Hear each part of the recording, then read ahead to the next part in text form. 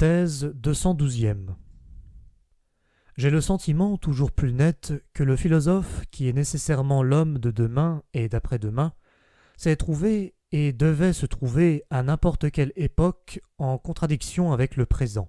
Jusqu'ici, tous ces extraordinaires promoteurs de l'humanité que l'on nomme des philosophes et qui se crurent rarement eux-mêmes des amis de la vérité, mais des fous déplaisants et des dangereuses énigmes, placèrent leurs tâches, leurs rudes, involontaires, inéluctables tâches, mais finalement la grandeur de leurs tâches dans cette ambition, devenir la mauvaise conscience de leur temps.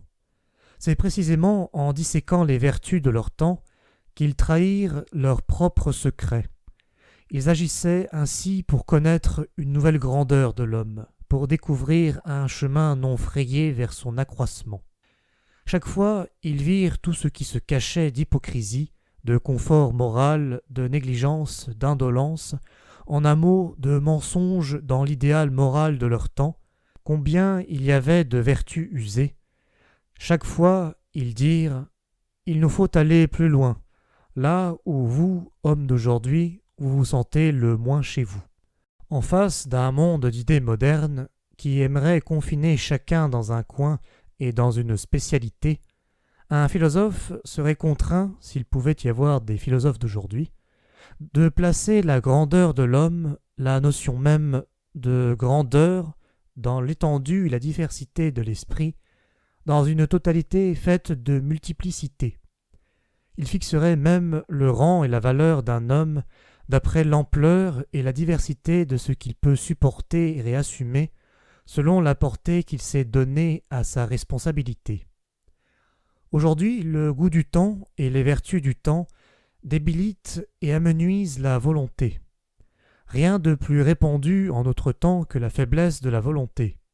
Par conséquent, dans l'idéal du philosophe, l'énergie de la volonté, la dureté, l'aptitude à former des résolutions à longue échéance doivent faire partie du concept de grandeur. De même, la doctrine opposée à l'idéal d'une humanité stupide, résignée, soumise, sans passion, ont été conformes à une époque d'un caractère opposé qui, tel le XVIe siècle, souffrait de l'énergie accumulée de son vouloir et des orages furieux de ses passions.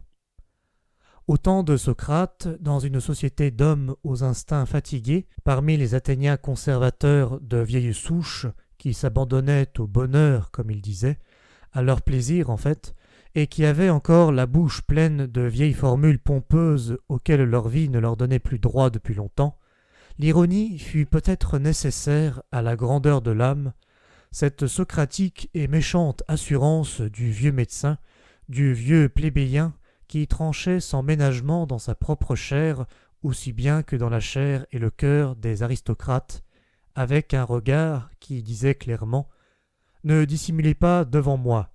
Sur ce chapitre, nous sommes tous pareils. » Aujourd'hui, au contraire, où en Europe l'animal grégaire est le seul à recevoir et à dispenser les honneurs, où l'égalité des droits pourrait très bien se muer en égalité des non-droits, je veux dire en réprobation générale de tout ce qui est rare, insolite, privilégié, en haine de l'homme supérieur, de l'âme supérieure, du devoir supérieur, de la souveraineté créatrice.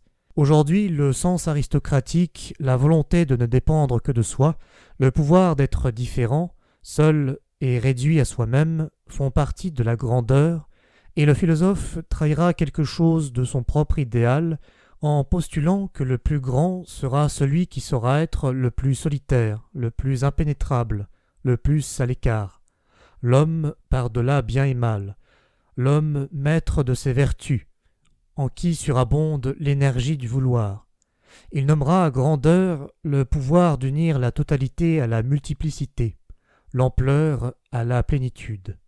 Et demandons-le encore une fois, la grandeur est-elle aujourd'hui encore possible ?